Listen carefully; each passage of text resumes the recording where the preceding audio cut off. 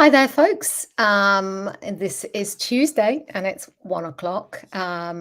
So Ben and I are here with you again. We're continuing our series on cognitive diversity. So I hope you have a lot of questions for Ben. Do drop them in the comments, say hello, and we'll be dropping in lots of links and providing more information about how to get in contact with Ben if you've got any further questions. So Tuesdays is our slot, 1 o'clock. We're live on LinkedIn, Facebook, YouTube, and Better Conversations Live. And we are on at these times in other locations. So the equivalent is 8 a.m. Eastern Time, North America, 2 p.m. Central European Time, 5:30 India Standard Time. And we are on the East Coast of Australia at 10 p.m. So it's definitely a nightcap time, I think, for that. Ben, I wanted to introduce you perhaps better than I did last week. So forgive me for that. The thing to know about Ben, certainly from perspective of Better Conversations, is that he is our neurodiversity champion, diagnosed with ADHD as an adult. So a lot of what you talk about, Ben, is actually from personal experience and the challenges in your own journey. You advise companies and institutions on cognitive diversity, future skills, career development. And you're also the co-founder of Latitude Project, which harnesses social design principles to improve the environments for marginalized people so that they can thrive. You are also a Leaders Who Coach graduate. We like that. And a lot of the stuff that you may reference, just to give people context, when you're talking about Leaders Who Coach, it's from the experience of doing that. And you are now the creator of our new course, which is Diversity of Thought for Leaders, which is really exciting. So good to have you back. Thanks for having me back, and thanks for the intro. Yeah, I think it summarizes it well. But I think I'm really grateful to have met people like yourself and other coaching friends, and I think the personal lived experience piece. I think I don't really have ADHD to maybe the extreme that other people do, but I still experience some aspects of life and work which aren't kind of perfectly fitted to my thinking, my cognitive style. So having people like yourself and, as say, other coaches and also other leaders in the past who aren't scripted, who can go off piste and like understand how different people show up in different ways, and see difference not necessarily as a threat, but as something to be cherished. So I feel lucky to have met you and other kind of coaching friends along the way, because just discussing things, asking questions, reflecting on things are just hugely important for anybody that thinks differently, or in general. Yeah, definitely.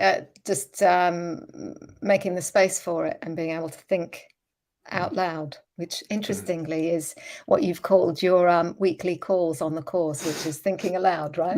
That's right. But that's exactly it. Well, most of us are kind of verbal processors, or we need to hear it or speak it out, right? To know what we ourselves think. Yeah, totally. And I'm one of those. And quite often, as soon as I say something, I would have figured out what I was stuck. So just being within the same four walls all the time for some people is quite challenging, because you do need that interaction between people, a bit more spontaneously, rather than allocating half an hour in people's diary in a week's time just to process things as you go along. So I've struggled a little bit with that over the last couple of years. Yeah, I think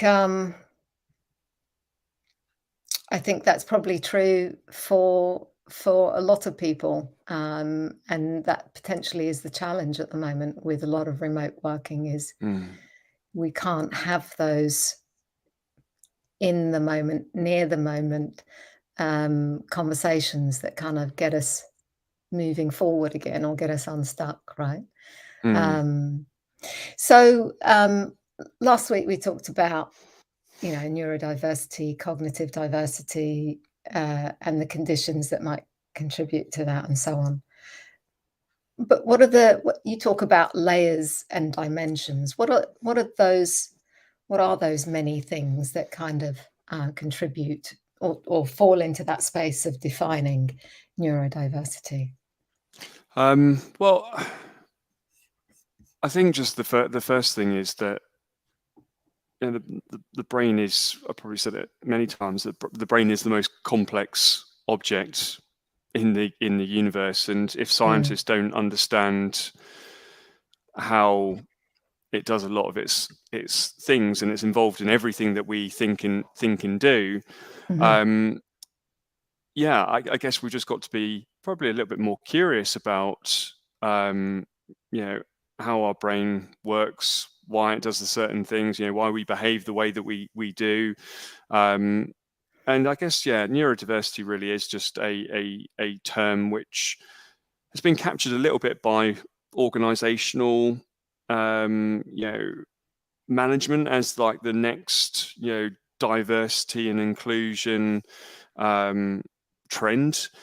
But it's just it just reflects basically the natural variation in how all of us are wired and developed differently. So, mm, and cognitive diversity really, cognition just very basically is how our brain processes incoming information to acquire knowledge, to take action in the world. And these cognitive processes such as attention, perception, judgment, memory, the list goes on. mm, And those aren't one thing.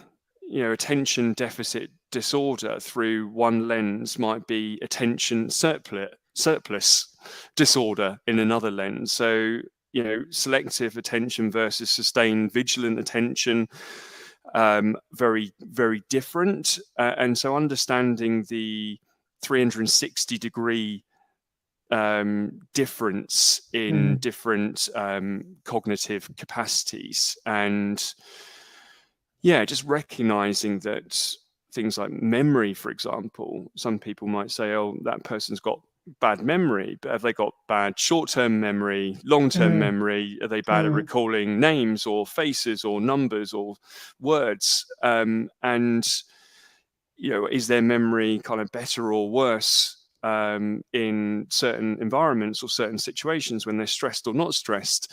And kind mhm, of mhm, understanding actually, cognition isn't, our brain doesn't exist in a vacuum. Cognition is, all parts of this kind of complex system, which is our body, emotions mhm, and hormones, and also interacting with our environment, which is both physical and social. And so all of these different things are at play. And the way I think about it is that we know less than we think we do, and there's more that we don't know. So no, nobody's an expert, and everybody's an expert, if you right, like. right, Actually, right. we all have something to add to this, and we shouldn't just be looking to neuroscientists and other scientists for this information. Actually, we can understand each other's thinking patterns and behavioral patterns and different preferences and values and everything else just by spending more time with people and less time with processes and Right. paperwork and admin and everything else. And I think what's also interesting, you talk about just you mentioning memory, recall, and so on. And I, if you have a particular condition, not just a cognition one, but a physical ailment, or your body isn't quite running on optimal levels of vitamins and so on, all of that can have an effect. And I certainly, as someone who was anemic for most of my life, and I always sat on that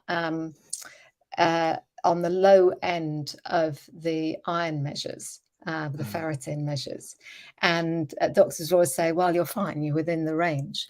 But actually, for me, that was very debilitating, and it did affect my memory. And so I there are parts of my youth that I have a very hazy recollection of. And so, I think, that's another piece of it, but just as an example, we all have things that affect who we are. And as you say, it's complex. It's not one thing that kind of affects that. So in your mind, labels are useful to an extent. Is that right? Yeah. So I think we have neurodiversity, and a lot of people associate neurodiversity with labels such as autism, ADHD, dyslexia, dyspraxia, and other patterns or presentations of certain behavioral and communication patterns. I think that there's always, as with all things in life, there's a balance, and too much or too little of something is bad. Whether it's food, too little food and we die, too much food and we might die early. Same with emotions, and we shouldn't really instantly react to emotions, but then equally we shouldn't suppress them forever and ignore them. And so there's a kind of there's a balance to be had, and I think labels and categories serve a purpose. Without them, we wouldn't have any common ground, common understanding of what certain kind of cognitive differences. How do we kind of how do we create shortcuts and heuristics to understand patterns? But then basically not over extrapolating or over generalizing and saying that everybody with ADHD or autism or dyslexia has these specific definitions, because everybody has individual experiences within these categories. So if you like, a label is a way of just finding common understanding, but it's also a jumping off point to explore individuals' differences, and they will have unique expressions of that category. There might be some things which don't apply. There might be other things which are new and overlap with other presentations. And so as you say in the comment before, it's just a lot more nuanced. And if we can, I don't think we should do away with labels, but we shouldn't just become religious about them either, which can lead to stereotyping. So there's a balance to be had. I like that. And as you were talking, and the word that popped into my head was shortcut, and then you said it. And it is just a starting point. It's that common language, but just basically says, okay, we're in this ballpark. But then, of course, it is nuanced. And there's a phrase that I think is used: comorbid conditions. It's a horrible word, but that the fact that you may have other things as well, you're more likely to have. So if you have autism, you're more likely to have other conditions as well that maybe kind of play into the complexity of your situation and what you're dealing with. So I find that changed my thinking, certainly going through that with one of my kids, just realizing how complex it is. And the conversations around autism are like, well, you may have traits of ADHD, but the main overriding thing here for you is the autism, and what I found really fascinating is when I've come across individuals, health professionals who kind of well, it's normal for them because they're dealing with it all the time. You know, the fact that so okay, you've got this condition, but what other things are maybe also playing into how you're showing up and how you're experiencing the world. So there's no normal, right? No, there isn't a normal, Or but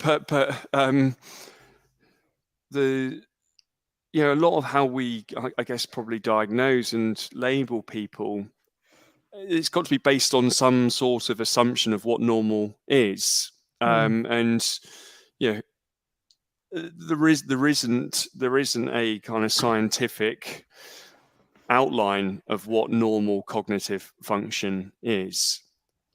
Because it just doesn't seem possible in what is normal cognitive functioning in any context. Actually, you could argue that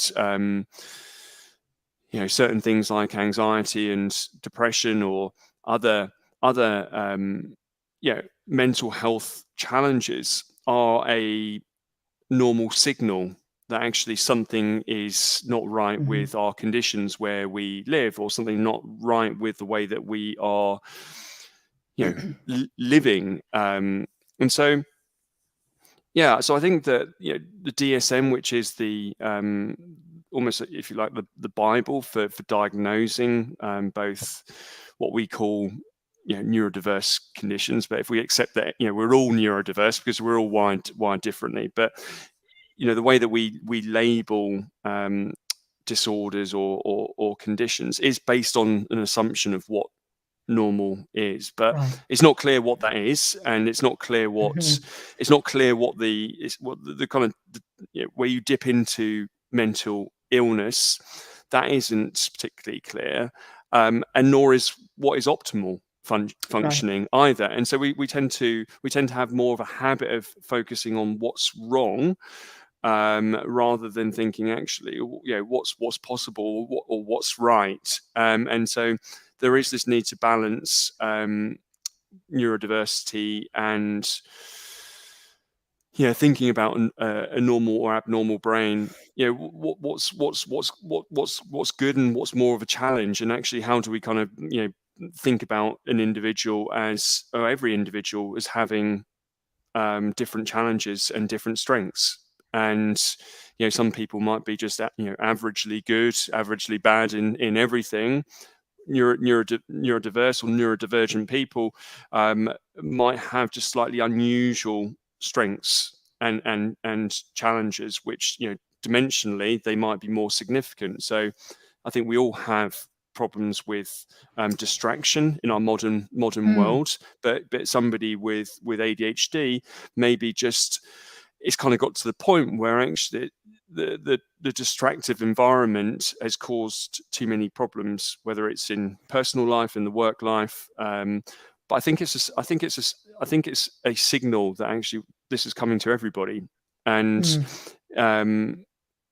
distraction, communication, misunderstandings, social anxiety. These are all on the rise because we're in an environment where our minds and bodies are not fitted or adjusted to. And I think that that's this. A lot of these things could be seen as signals. Right, and I like that. I think it takes a bit of a mind shift to think that maybe the environment isn't right for everyone. That what we've come to assume as normal sort of work environments, even being in an open plan office, for example, as being optimal in some ways, is actually not an optimal environment for a lot of other people. And so, and equally, how we learn, our learning environment. So, I know this is an ongoing discussion about, how we teach kids at school, but it really is it is mainstream. but I wonder whether we've made the wrong assumption that mainstream actually is the majority. And the more I kind of certainly am doing the work that I'm doing, the less I think that is the case, because you hear people saying, who apparently have no challenges, actually start to express some anxiety. Actually, no, that doesn't work for me either. And I really like the fact that you have created this sort of quieter space. That works for me too. So I think that is kind of fascinating. So Just just on that point, because I think it's worth thinking about in the context of where we are now, and obviously there's been a huge change over the last couple of years, and very crudely, you could say that the Open Plan Office was probably more adapted and suited to personalities who were more extroverted. And then we've kind of flipped things, and perhaps you could say that actually what we've created in the last couple of years is created working conditions more suited to introverts. And so if people are getting their energy, some people get their energy from being with people, other people get their energy from being without people. Just flipping things for everybody is basically just creating the same problem in reverse. And so this whole kind of balance and finding a different way, which is both flexible for the individual, but also beneficial to the group, the organization, the team, is the challenge. And you touched on one size fits all approaches to education and to work, to which we have in society in general, because basically we're an industrial society still, that actually we care about control and efficiency and scale and predictability. So actually the more that we can funnel people through this kind of way of organizing, the better it is. Apart from we've created machines that are better at being efficient and predictable than us. So we need to try and find or rediscover what makes us unique, I think, and how we also work with these machines as well. So but I think it is an interesting thing. For me, I don't think the Open Plan Office doesn't work for me all the time, and working from home all the time doesn't work for me all the time. And we've got to what do organizations want? What's the biggest priority? If it's performance and well-being and team harmony, we've got to try and find a balance of bringing diverse people together who have different ways of working, different preferences, different values, and try and find that shared understanding, that being creative with how we bring people together at specific times, rather than flipping all of one or all of the other, or just generically bringing everybody back 2 and 3. That kind of feels like it's not that imaginative. Actually, there's an opportunity to do something different. I would agree with you, and I think our moods change. We're more productive in certain environments, and we are, from a sort of conversation standpoint, and that connection that you were talking about earlier, to be able to have those ad hoc conversations. We are this complex being, and even through one day, our mood will shift, and we may be, and the tasks that we're doing are changing, right? If you're doing, so I think it's just allowing, how do we create environments where we can flex and help people understand where do they operate best, and how do they ask for that as well, right? I think there's a big part of it is, if I ask for a certain environment, or I need to work from home, I think those conversations are still quite difficult. And what I like about your course, so your course is Diversity of Thought for Leaders. So it might be worth just sort of touching on it, because I think it's valuable for people to understand the purpose of the course. It's there to give leaders a sort of a sense of a greater comfort and fluency in understanding neurodiversity and how that might apply within their own teams. And then to then give them ways of actually experimenting and trying out different activities, or thinking about designing their environment for their teams and so on, so that it's more inclusive. Would that be a good summary? I don't know, maybe done a hatchet job on it, but is that the sort of impact that we're looking for leaders through your course?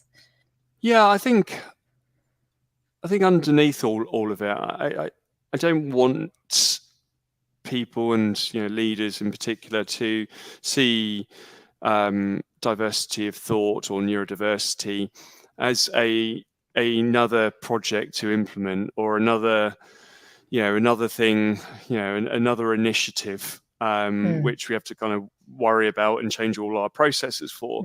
But is it, again, like the labels, is it a jumping off point?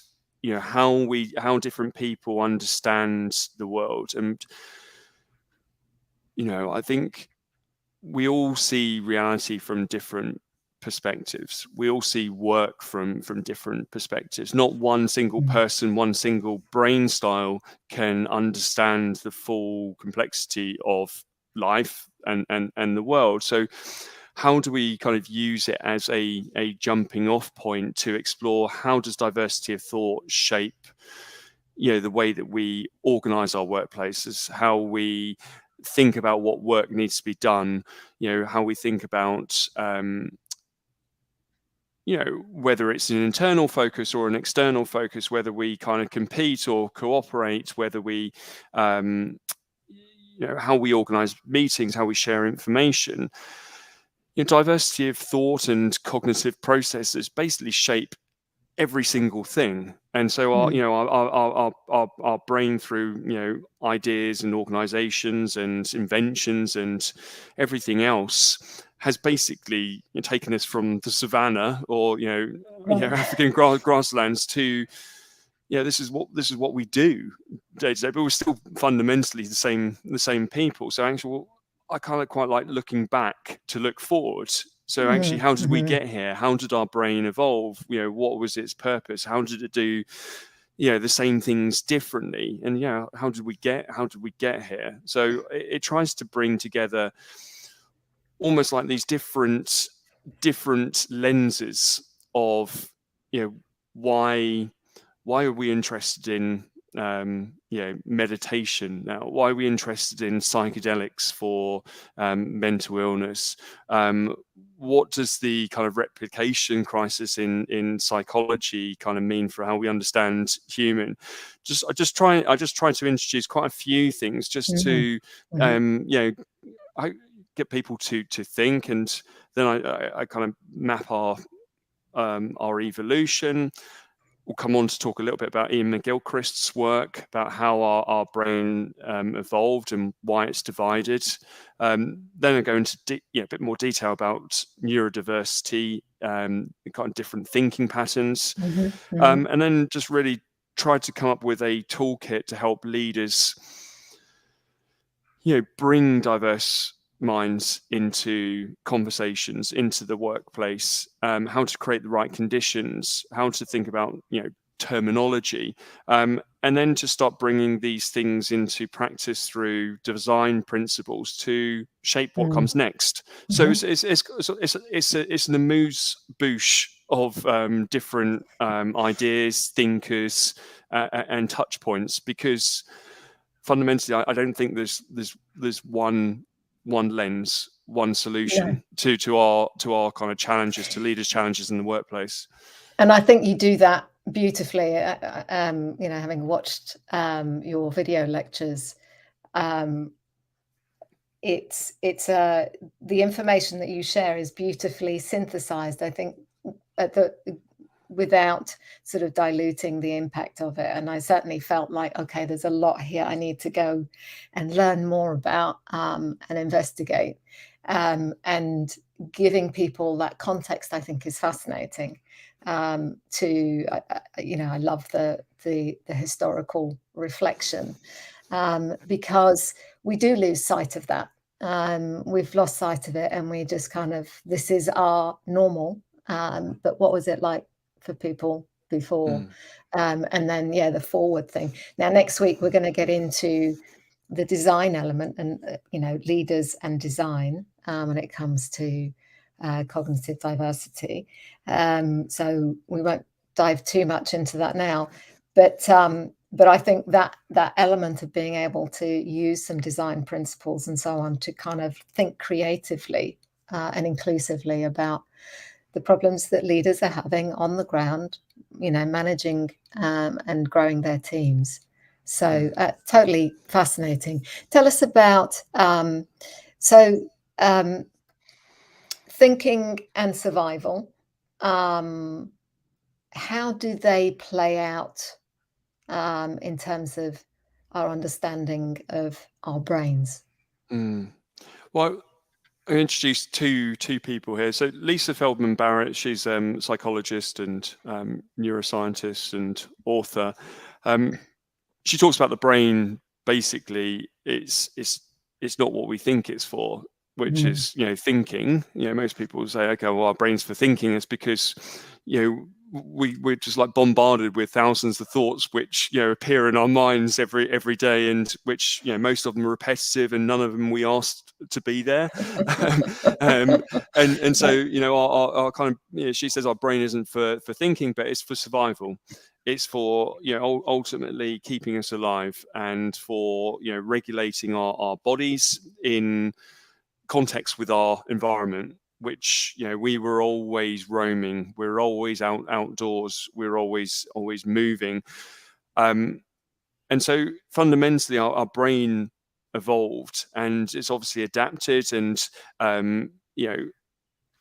different structures maybe have slightly different purposes, but fundamentally everything that we do today comes from our need for our brain to survive. And then so this then touches in with Ian McGilchrist, who I cover in one of the weeks of my course. And his work, he's a psychiatrist, he's a neuroscientist, a philosopher and author. And his basically premises that we have one brain but two worlds, if you like. That his work was basically 25 years work, was asking why, when our brain is for connections, is it divided, and it's divided into two hemispheres, and why are these two hemispheres asymmetrical, with the right protruding at the front and the left protruding at the back? The right is wider, heavier, has more white matter, has different neurochemicals to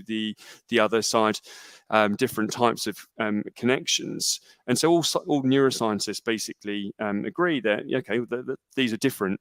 So structurally they're different, but they just kept on saying, don't go anywhere near this. And part of what I try to do in the course is debunk a number of misconceptions about how we think and what our brain's for. And basically popular psychology in the 1960s and 70s, I think, came up with these very generic ideas about the different hemispheres, which were then embedded into workplace business practices.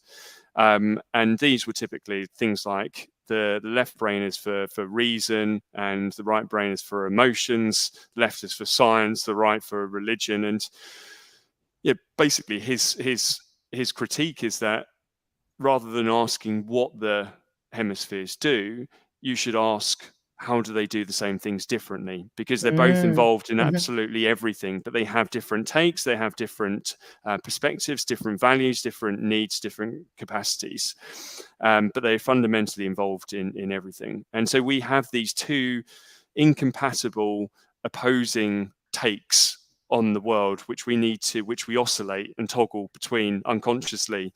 And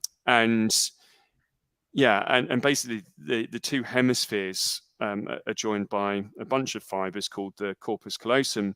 And he says that 70% of the functionality of this corpus callosum is to inhibit the other one from interfering with what it's doing. So rather than actually working together, they actually quite often, okay, just keep out. So, you know, he kind of basically looked through split brain operations, you know, ancient wisdom, philosophy, literature, you know, as well as the modern neuroscience. And his hypothesis is basically that we evolved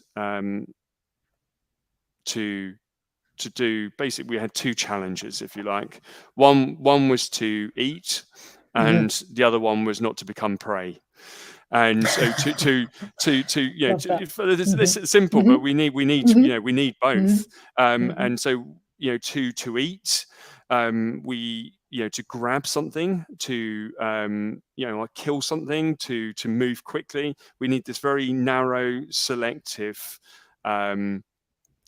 type of attention. And attention is how we kind of, is our kind of disposition in the world. So it's fundamentally this: to eat, we're kind of active, so we're kind of seeking, grabbing, and so this type of attention is very just narrow and fixed.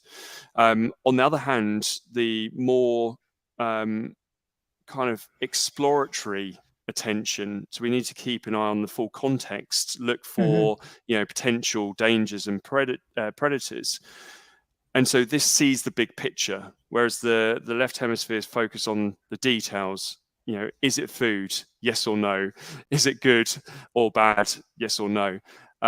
Whereas our kind of right's more broad, it's more open, it's more vigilant, it's more sustained, it's more flexible. And so these kind of patterns of attention, both kind of seeking and being aware, we need both for survival, but we can't both see the big picture or the details simultaneously. And so if you think about you know, reading a book as an example, if it's too far away, too close, we can't read the words. So there's this optimal distance. You know, when we're driving a car, we need to both be aware of signs and traffic right in front of us, but we also need to be looking further ahead for upcoming you know, dangers and obstacles and turnings. And so we're kind of toggling between this thing of, you know, grabbing, reflecting, or I think a philosopher calls these two modes having and being mode. One is that we kind of need to have things, and another part of us is just wanting to be. And I think a metaphor which I use in the course is our left hemisphere is a bit like a map. It helps us kind of model and create shortcuts and guides. And our right hemisphere is the territory. It allows us to kind of be in context. It's you know, it helps us understand the full context of reality.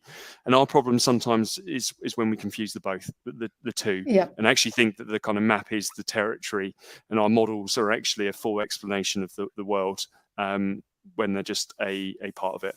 So that's so yeah, just basically that's the kind of foundation piece. And then so these kind of different competing objectives, a lot of things then follow underneath and are connected to that. Well, that's one of my favorite videos, by the way, the explanation of the map and territory. But everything that you're talking about, this sort of the survival and thinking, I certainly see that with the leaders I work with.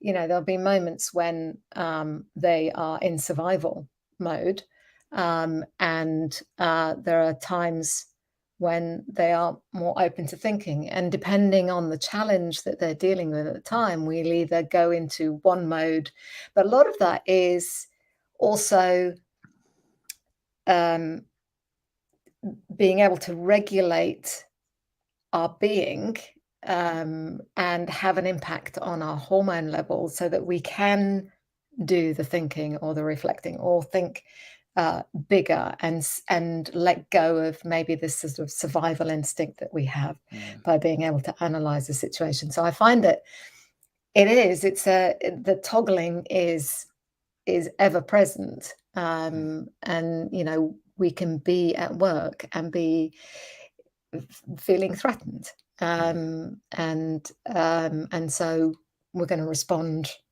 in a way that kind of suits that brain mode, right? Definitely.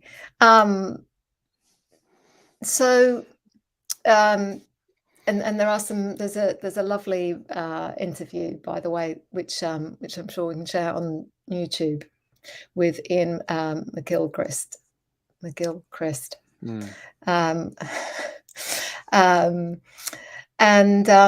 another person that you talk about is Joseph Henrich.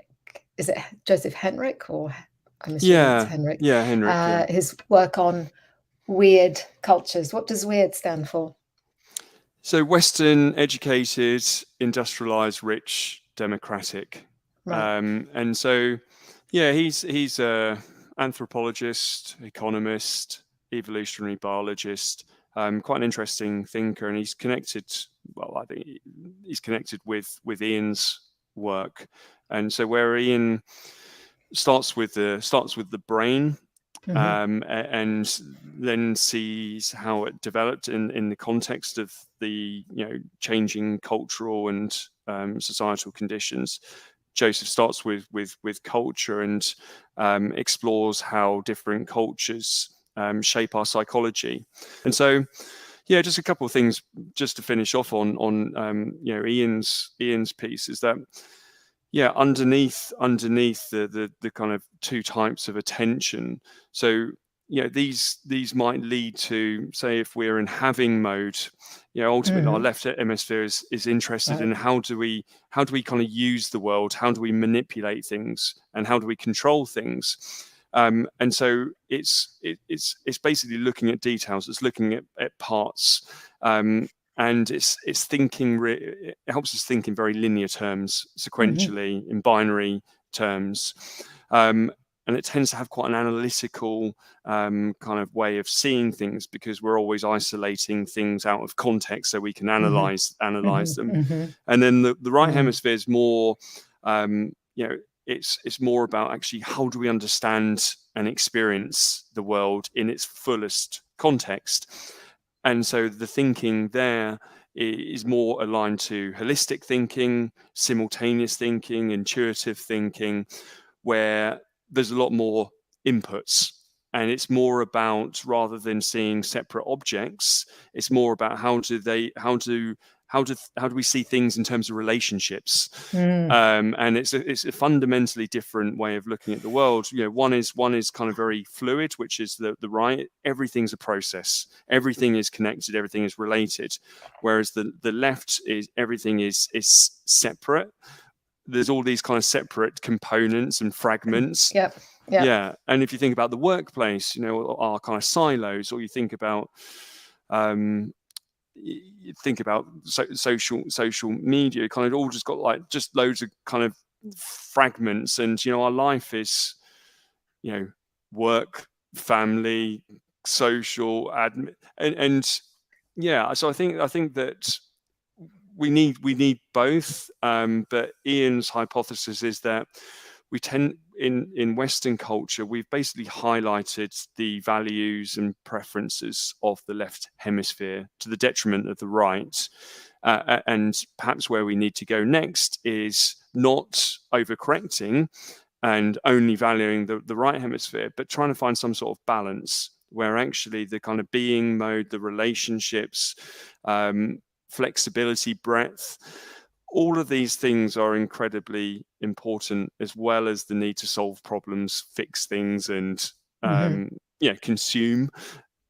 Yeah, things need to be done in balance. And so then connecting to Joseph Henrich's work is that he's traced back to, or his hypothesis really is that how did the West become so psychologically peculiar and particularly rich compared to other cultures. And so his kind of work really explores a lot of our understanding of psychology, which is human behavior and kind of like the subjective experience. The people in the research were mostly Western. And his assumption is that we understand human nature through this narrow lens of a Western idea. So I think Western or kind of weird people represent 12% of the global population, but psychology research, they represent about 90%. Right. And so we have this, in his view, quite skewed perception of how people behave in the real world. And so he basically traces back some of the differences to the Middle Ages, around 1500s, I think it is, and how religious traditions changed in Europe. And he connects that with the rise of the scientific revolution, the industrial revolution, and just the rapid change we've had in the last 250 years. And so some of these differences between, and these are not absolute, they vary between cultures, but some of the differences are, in the West, we focus on the individual. In other cultures, there's a collective dynamic. And so when we focus on the individual, every individual's trying to sell themselves. So it's all about achievement. It's about credentials. It's about job titles. It's about punctuality. Whereas in other cultures, the focus is really more on the depth and breadth of your relationships. And other examples are different thinking arises from that from that individualistic view. We tend to be more analytical thinkers because we see ourselves as separate individuals, divorced from nature, separate from each other. And so we tend to be more analyzers, whereas other cultures tend to be more embedded in community, more embedded in nature. So they're more holistic thinkers. He makes a point that actually we see things in context. And then an interesting idea is the thing about trust. And I think trust is incredibly important when it comes to neurodiverse people feeling at home in the workplace. We in the West have outsourced our trust to institutions, because so basically we're pro-social in the West, but he says we're impersonally pro-social. So we engage with strangers, but we do it through contracts. We do it through machines. We do it through algorithms.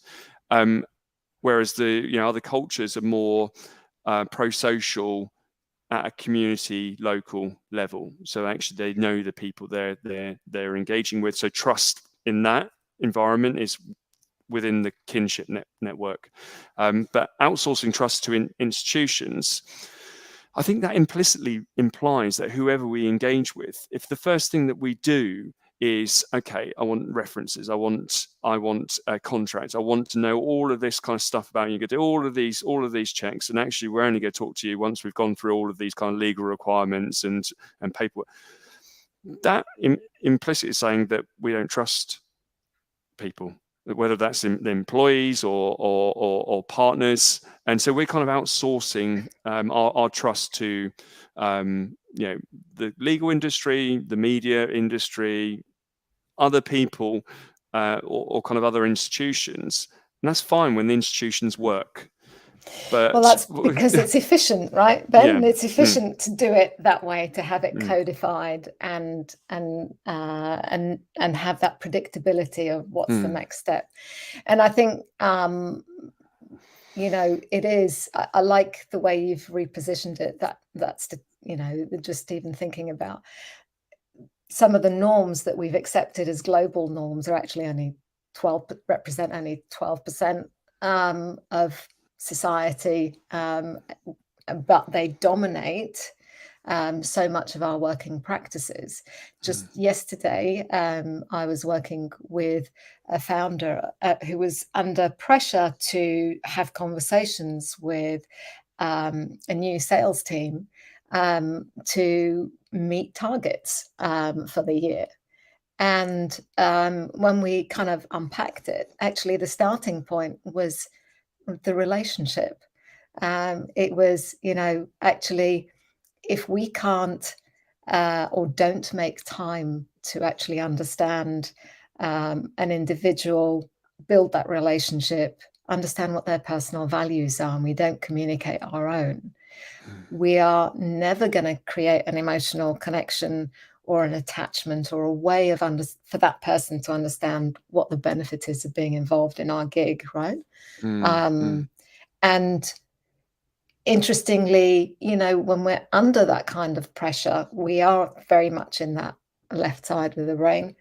And it's letting go of that and coming back to understanding actually it's actually quite personal, and it's much more powerful if we've got that personal trust. So I find that quite fascinating, in that, you know, we when we do use that personal connection and build that trust and invest in our relationships, just how incredibly powerful that is. So it's still there in us all as humans, right? But whatever the last 200, 300 years, we've lost sight of that, and we value it less. And definitely in sort of the business community, in the investor world and so on, there's an understanding of that, I think, in theory, but in application, when you're talking to leaders and are you delivering and so on, the personal relationships and the strength of those relationships are hard to quantify, but just don't come into conversations, don't come into decision-making conversations as much as they need to. I wondered what your thoughts were on what you've seen. Yeah, and I think that again, it's a habit or heuristic of our left hemisphere, I guess. We focus on what we can see, we focus on what we can know, what we already know, we focus on what's already familiar to us, we focus on what we can, you know, measure and analyze. But that's only a small fraction of what's out there. And so this is kind of, you know, if we kind of use Ian McGilchrist's you know, idea that basically this kind of really narrow view of the world gives us huge clarity, because we can see very specific details, and it gives us, you know, confidence and control and certainty. But it's only 3% of our entire attention arc. So it's a bit like shining a spotlight onto a stage in a theatre. We might focus on, you know, one aspect of a, you know, one performer's, you know, clothing, and so we might look at a shoe and, you know, be fascinated by it and think, oh, this is so amazing, I know so much about it. The rest of the set, the rest of the kind of performers are all there. We're just choosing to focus on one specific metric, one specific detail. And we kind of got to the point where, you know, Ian makes the point that the relationship is not asymmetrical between the hemispheres. And the right hemisphere is, if you like, our master, the primary hemisphere, and our left is bit like an interpreter or servant. Basically, they both need each other. But you know, his view is that the servant has usurped the kind of the master. And so, if you think about it in that context, your point about you know, starting with relationships, the world is built on relationships. The world is you know, we can only analyze things well if we know the whole. If we know how, you know, the kind of system, all of the interconnectedness of everything, and yeah, so I kind of sense that there is this movement where there's this new maybe worldview, new way of understanding how we're all connected and how everything is kind of more interconnected, interdependent, interrelated than we realize. And so the problem is the right hemisphere is mute, and, you know, our left hemisphere, because it manipulates and uses, it's got the speech center, and it allows us to grab things. And so actually we you know, to be able to, you know, tell it to quieten down, and allow other things to arrive. You can't force what the right hemisphere does. It just, it's a bit like kind of having a shower, and then just you've had this problem rattling around in your mind for a week. You go into the shower, suddenly it's solved. It's because that's rebalancing the hemispheres in one perspective. Actually, it's quietening down this problem solver mindset that we just constantly need to fix. Right. And actually, just sometimes the best thing to do is step away and not think about it. And and so fundamentally, which is why, yeah. Well, I was just going to say, which is why going for a walk, exercising, meditating, doing something like having a shower whenever you feel stuck is an option, probably more these days. But they're soothing activities, and they, as you say, they're distracting. So it allows your right side a look in, basically. It allows it to have a sort of stronger voice. Yeah, and these aren't things automatically that we would think about. It's you're going to go in and, as you say, okay, what are the targets for the year? And it's very much focused on what, but it's we kind of quite often neglect the why. And actually, if we're the purpose, if you like, should be. Another way to frame the differences in hemispheres is that the right is probably better for ideals, where we should be heading, what is the purpose, and our left is better for getting us there, because it's more active. The right hemisphere is more kind of passive, but perhaps has slightly different, has deeper values. And so actually we can't solve our problems by not doing anything, by all meditating in a cave, but we can't solve our problems by all just basically just trying to solve problems like we do today. So we need to have that kind of that balance, that kind of standing back, reflecting, and then get a bigger piece of the picture, and then kind of go in. And it's that kind of helicopter versus weed view of problems, and toggling between. So it's interesting. So I think that connecting this back to neurodiversity is that we're all more interconnected within our hemispheres, not across. So only 2% of our neurons go across, and so neurodiverse people might have slightly different connections and different regions connected, which presents different, slightly different patterns. And for me as well, I kind of find that actually switching between states is quite challenging. And so, so we might have slightly different preferences. We might have slightly different connections within, and people might just kind of get stuck going between between the kind of switching between the hemispheres. But then context matters, because actually if I'm doing the work which I enjoy, I'm with people, I'm in a fast moving environment, I'm my emotions are good, then actually that kind of switching between isn't a problem. The switching between is where I'm playing to my weaknesses, where I'm at home alone doing kind of writing stuff constantly on a screen. And so that's where I have to kind of really kind of mentally try and control my processes. But is that a problem for me, or is that just a problem for the way that I work? And is it a problem for the way that many of us work? It's not just me. It's not just you, Ben.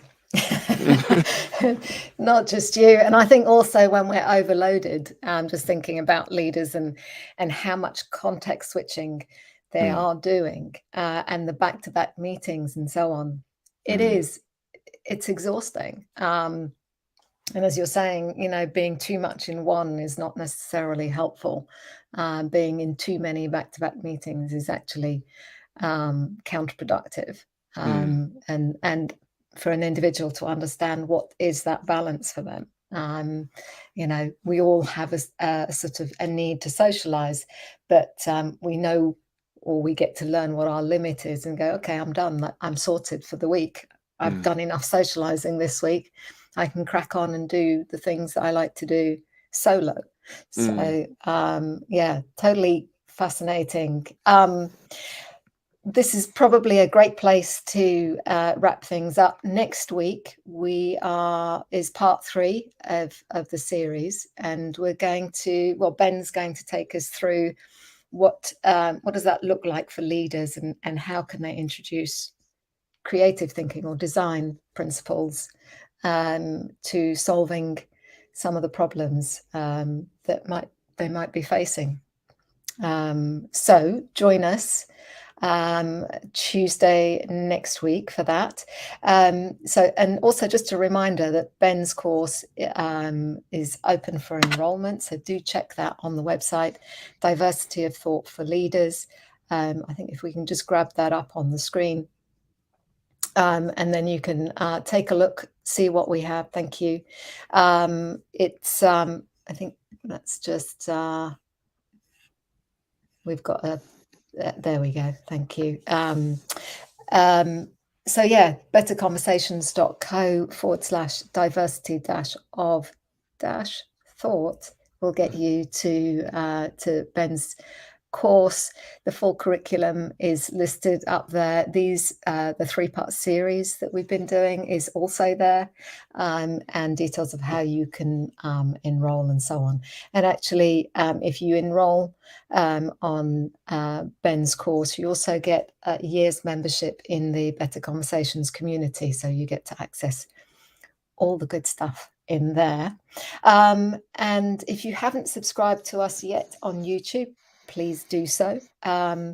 You'll find us either by following the link, viewing this video on YouTube, or also just search Better Conversations and you'll find us there.